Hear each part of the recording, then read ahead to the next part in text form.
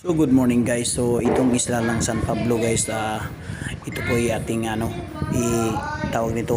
Ikutin po natin ang buong isla. So ito po yung pag-ikot natin guys. At pino-forward ko na lang po guys kasi ang sobrang haba talaga ng video, no. At ito lang po ang makakaya kong edit.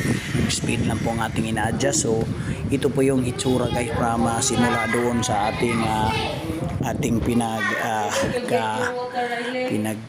istihan yung doon kami naka cottage, no, from simula doon hanggang sa dulo.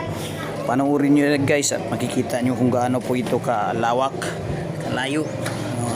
Sobrang layo ito guys. Merong nahirapan po ako na dumaan. Yung iba hindi makaikot dito kagawa po ng pag-uikot ka dito. Meron pang madaanan na mahirap na daanan. So yan po ang dito itsura.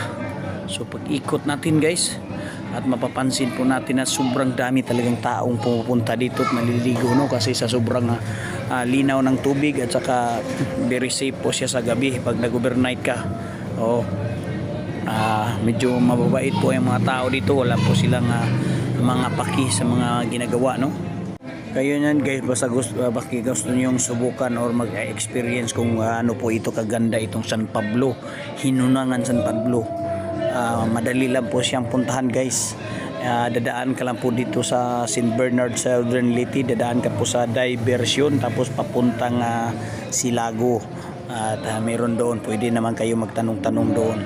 At pagdating mo doon, merong mga bangka na handang ipihatid ka doon sa isla.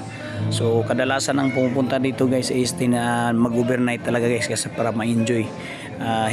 Hindi maganda po yung pagpunta mo doon tapos gusto mo nang bumalik. Kailangan talaga na pag dating mo doon mag-stay ka ng isang gabi tapos uwi ka sa hapon, mga ganyan. Yan po ang pinakamadali na paraan para ma-enjoy mo talaga itong buong isla nito guys.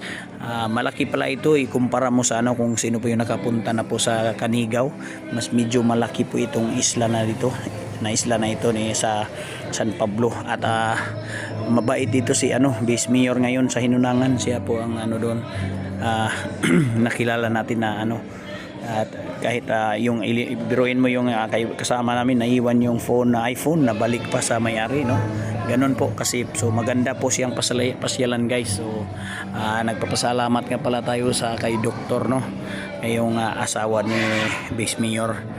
Sobrang bait po nila at maraming salamat po sa lahat ng ating mga nag-sponsor na nakapunta tayo dito, kaya kay Gulda Galvis Quezon. Yan po ang nag-sponsor.